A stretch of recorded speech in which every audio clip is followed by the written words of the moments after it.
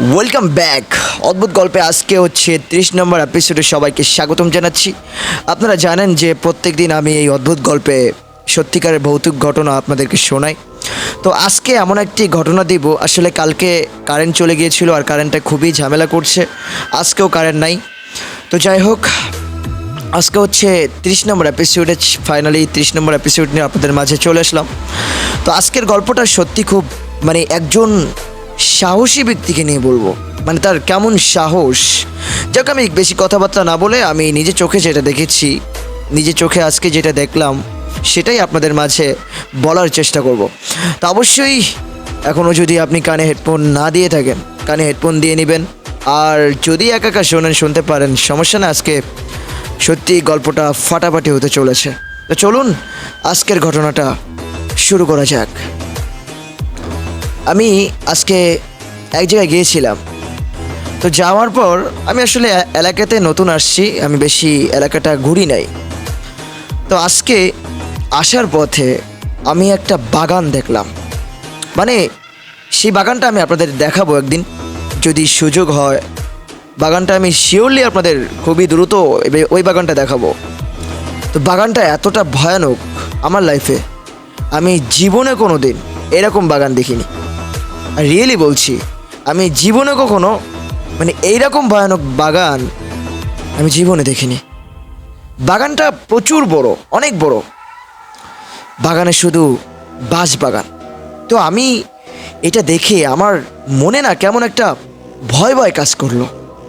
আমি ভাবলাম এই বাগানটা নিয়ে একটু খোঁজখবর নিতে হবে। তা আমি একজনকে বলছি যে আচ্ছা, এই বাগানে আমার মনে হয় না যে রাতের বেলা যদি কেউ একা একা যায় এই বাগানে, তা নিশ্চয়ই কিছু দেখবে, 100% কিছু না কিছু তার সাথে ঘটবে।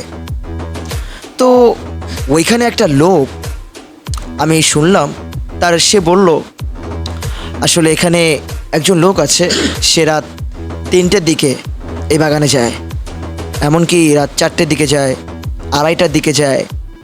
তো ওই বাগানে একটা বট গাছ আছে। ওই বট গাছে শুনেছি এই বট গাছ নিয়ে অনেক ইতিহাস আছে। একটা বট গাছ আছে, একটা গাব গাছ আছে, আর বাগানে বেশিরভাগ হচ্ছে বাঁশ বাগান। বাঁশ বাগান দেখলে আপনার মাথা ঘুরে যাবে। আমি সত্যি এই বাগানটা আপনাদের আমি ঘুরে দেখাবো।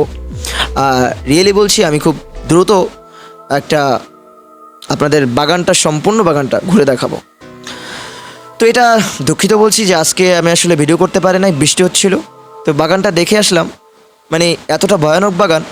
তো চলুন ওই ব্যক্তিকে নিয়ে কিছু ঘটনা বলা যায়। তো উনি, একটা পুকুর আছে,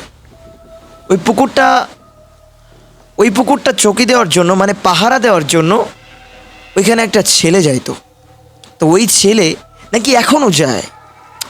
অবাক হয়ে গেলাম শুনে, এটা কি সম্ভব? তো ওই ছেলে আসলে সেই লোকটার কাছে আমি শুনলাম, সেই লোকটা বলল যে ওই ছেলেটার এতটা সাহস যা আসলে বলার বাইরে। ওই ছেলেটা ভয়ই পায় না, ঠিক আছে? তো ওই ছেলেটা একদিন তার বাবা ওই সম্পর্কে কিছু জানতো। তো জানার পর বাবা তাকে একটা কিছু পরে দিল, একটা লাঠি কিংবা কিছু তাবিজ টাবিজ পরে দিল। তো সেইখান থেকে ওই ছেলেটা জিন, ভূত, পেতনি এগুলো বিশ্বাস করে না বলতে ভুল, বিশ্বাস করে, তবে ভয় পায় না, প্রচুর সাহস।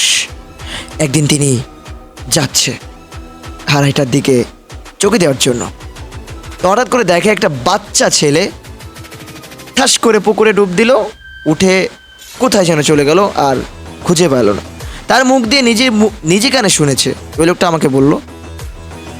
তো এটা দেখে ও মাঝে মাঝে এমনটাও দেখতো যে কেউ হেঁটে যাচ্ছে সামনে দিয়ে, বলছে এই দাঁড়া, কই যাইস, দাঁড়া। এক কথা বলতে সে ভয় পায় না। তো ওইখান থেকে সে আজও পর্যন্ত ওই বাগানে যায়। কি বলবো আপনাদের, আমি বোঝাতে পারছি না। বাগানটা এতটা ভয়ানক, অদ্ভুত বাগান, আপনারা দেখলে অবাক হয়ে যাবেন বাগানটা কেমন।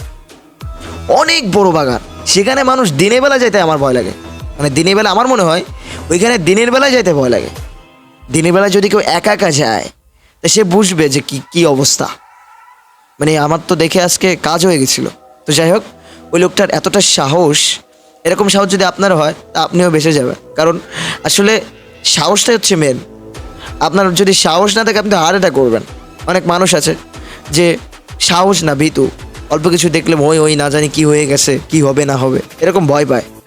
তো যাই হোক, আপনাদের আমি আমার ভিউয়ার্স যারা আছেন, আমি আপনাদের একটাই কথা বলবো যে মনের ভিতরে সাহস রাখতে হবে। যদি সাহস থেকে সামনে গিয়ে যান কেউ কিচ্ছু করতে পারবে না। যদি আপনি একবার পিছিয়ে যান তাহলে কিন্তু ওরা সুযোগ পেয়ে বসবে। যেমন এই ছেলেটা রাত 2:30টার দিকে আজও পর্যন্ত যায়, আমি যে কথা বলছি আজকেও যাবে সে 2:30টার দিকে, আজকেও যাবে 2:30, 3টের দিকে।